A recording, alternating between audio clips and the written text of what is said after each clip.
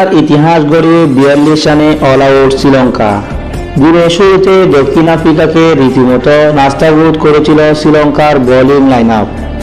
হেম্বা বাম্বুরা 70 run ছাড়াও আর কেউ দাঁড়াতে পারেনি এশিয়ান দলটির পেসের বিপক্ষে। ডরবানে সিরিজের প্রথম টেস্টে 171 রানে গুটিয়ে যায় স্বাগতিকরা, কিন্তু এরপরে প্রোটিয়া বোলাররা যেন প্রতিশোধ নিলেন, শ্রীলঙ্কাকে ঢোকালেন নতুন লজ্জায়।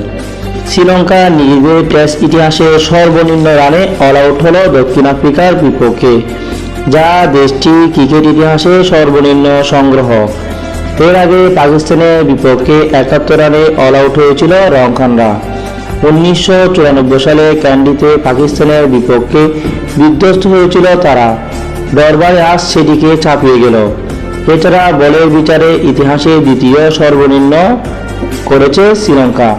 সেই সঙ্গে দক্ষিণ আফ্রিকার মাটিতে টেস্ট ফরম্যাটে তৃতীয় সর্বনিম্ন রানের নজির গড়েছে দলটি।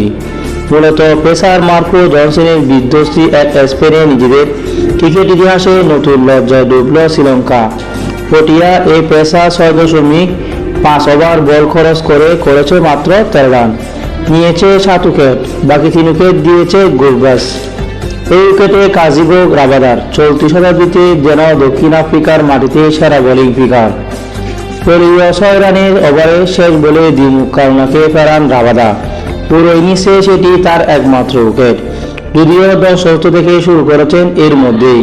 পরের ওভারে স্কোরবোর্ডে 1 রান যোগ করতে প্রথম শ্রীলঙ্কা আউট হলেন জনসনের প্রথম শিকার হয়ে। এরপরে দিনেশ চান্ডিমাল আর অ্যাঞ্জেলো মাথিসের ফেরান এই পেসার। যখন ফর্মে তুরঙ্গে থাকা কামিন্ডো মানসুনুকে ফেরালেন, তখনই মূলত লঙ্কানদের প্রতিরোধ গড়িয়ে যায়।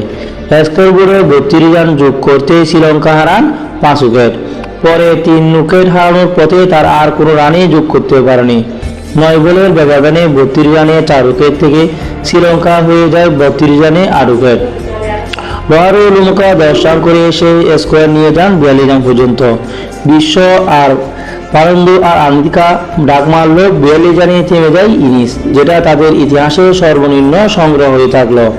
42 রানে অল আউট হয়ে দক্ষিণ আফ্রিকার মাটিতে তৃতীয় সর্বনিম্ন স্কোর করেন তারা। শীর্ষে থাকতে প্রোটিয়াদের 2 ইনিংস।